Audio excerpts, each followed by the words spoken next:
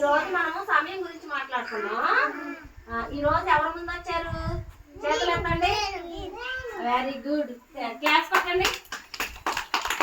Very good. మరి ఈ రోజు లేట్ గా వచ్చిన రేపు త్వరగా వస్తారా? Very good. ఎందుకని త్వరగా రావాలి? మనకి హాఫ్ డేస్ ఈ రోజు నుంచి మొదలయ్యాయి. ఓకేనా? మనం 8 గంటల కల్లా స్కూల్కి వస్తే ఏం చెప్పుకోవాలి? మరి మీరు త్వరగా వస్తారా? Okay okay done. అయితే ఈరోజు చెప్పేది వినండి. వేసవకాలం వచ్చింది కదా మనకి. వేసవకాలంలో మనం బయటకు వెళ్ళేటప్పుడు ఏం తీసుకెళ్ళాలి అమ్మా?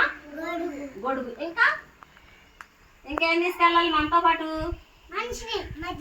Very good. క్లాస్ కొట్టండి. పక్కకి ఏం తీసుకెళ్ళాలి? మంచినీళ్ళు తీసుకెళ్ళాలి. ఎండలో తిరగొచ్చా మనం? ఏమొస్తుందమ్మా?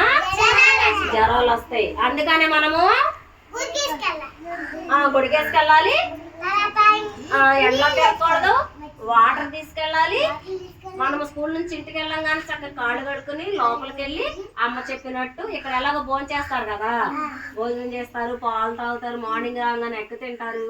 ఇంటికి వెళ్ళాం కానీ చక్కగా కాళ్ళు చేతులు మొహం కడుక్కుని అమ్మ చెప్పినట్టు ఫ్యాన్ కింద పడుకోవాలి. ఎందుకని పడుకోవాలి?